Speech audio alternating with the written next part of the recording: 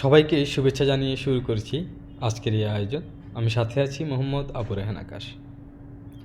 আজ আমরা কথা বলবো এমন একজন মানুষের কথা, যিনি ধর্ম, ভাষা আর সময়ের সীমানা ভেঙে মানুষকে শিখিয়েছেন ভালোবাসা। তিনি হলেন জালালউদ্দিন রুমি।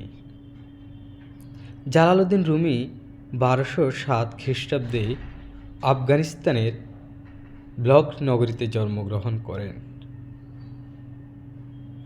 তিনি ছিলেন বিশ্ববিখ্যাত পারস্য সুফি কবি, দার্শনিক এবং ইসলামিক চিন্তাবিদ। শৈশবে পারিবারিক কারণে রুমি দক্ষিণ এশিয়া ছেড়ে বিভিন্ন অঞ্চলে ভ্রমণ করেন এবং সর্বশেষ তিনি তুরস্কের কোনিয়ায় স্থায়ী হন। সর্বপ্রথম তিনি ধর্মীয় শিক্ষক এবং আলেম ছিলেন, কিন্তু সুফি সাধক শামস তাবরিজির সঙ্গে সাক্ষাতের পর তার জীবনে গভীর আধ্যাত্মিক পরিবর্তন আসে।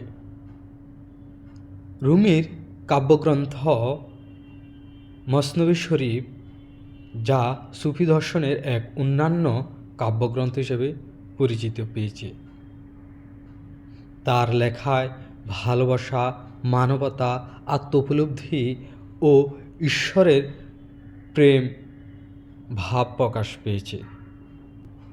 1273 খ্রিস্টাব্দে কোনিয়াতে তার মৃত্যু হয়। আজও জালালউদ্দিন রুমির কাব্যগ্রন্থ, দর্শন এবং কবিতা সারা বিশ্বের মানুষকে অনুপ্রাণিত করে।